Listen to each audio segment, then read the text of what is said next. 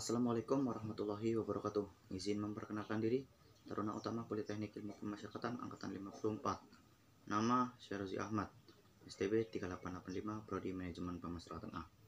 Di sini saya akan mengerjakan tugas ulangan akhir semester mata kuliah Hukum Keuangan Negara. Baik, pada kali ini saya akan menyampaikan materi tentang pengelolaan keuangan negara. Pengelolaan keuangan negara merupakan bagian dari pelaksanaan pemerintah negara. Pengelolaan keuangan negara adalah keseluruhan kegiatan pejabat pengelolaan keuangan negara sesuai dengan kedudukan dan kewenangannya, yang meliputi perencanaan, pelaksanaan, pengawasan, dan pertanggungjawaban. Asas-asas pengelolaan keuangan negara. Yang pertama, ada asas kesatuan. Asas ini menghendaki agar semua pendapatan dan belanja negara disajikan dalam satu dokumen anggaran. Yang kedua, asas universalitas. Mengharuskan agar setiap transaksi keuangan ditampilkan secara utuh dalam dokumen anggaran. Yang berikutnya, asas tahunan. Asas ini membatasi masa berlakunya anggaran untuk suatu tahun tertentu. Yang terakhir, asas spesialitas. Asas ini mewajibkan agar kredit anggaran yang disediakan terinci secara jelas peruntukannya.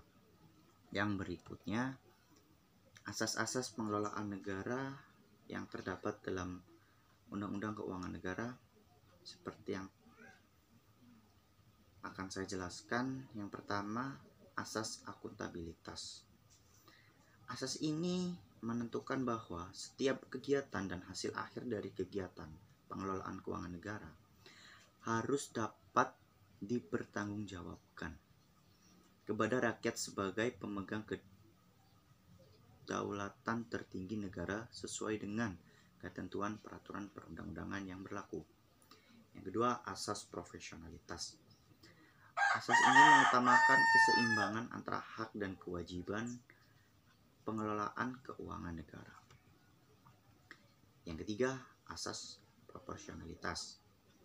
Asas ini sendiri mengutamakan keahlian berdasarkan kode etik dan ketentuan peraturan perundang-undangan yang berlaku. Yang keempat, asas keterbukaan dan pengelolaan keuangan negara.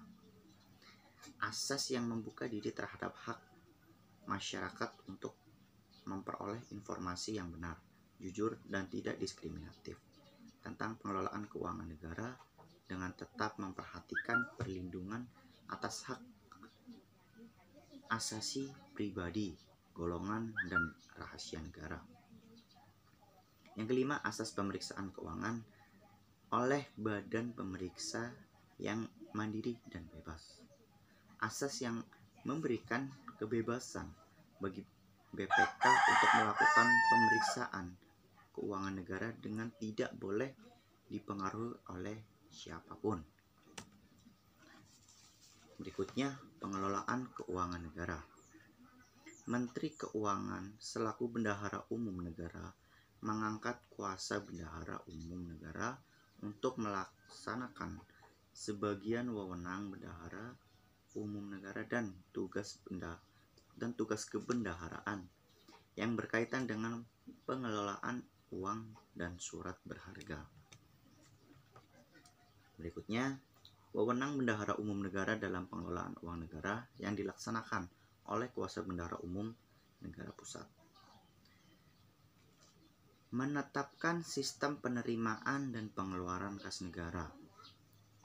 Kemudian, menunjukkan bank dan atau lembaga keuangan lainnya dalam rangka pelaksanaan penerimaan dan pengeluaran.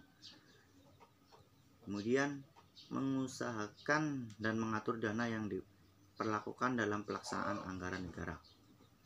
Kemudian, menyimpan uang negara, mengelola atau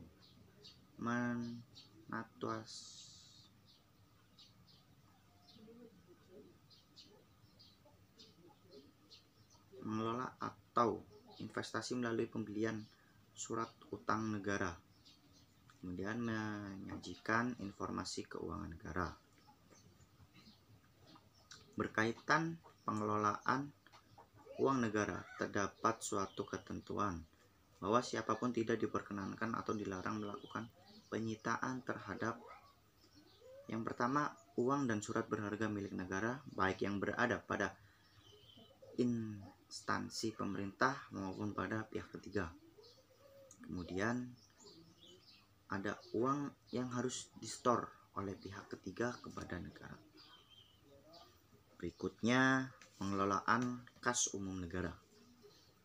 Uang negara merupakan bagian tak terpisahkan dari keuangan negara, sehingga memerlukan pengelolaan yang tepat dengan berdasarkan pada ketentuan peraturan perundang-undangan yang berlaku. Yang kedua, uang negara disimpan dalam rekening kas umum negara agar bendahara umum dapat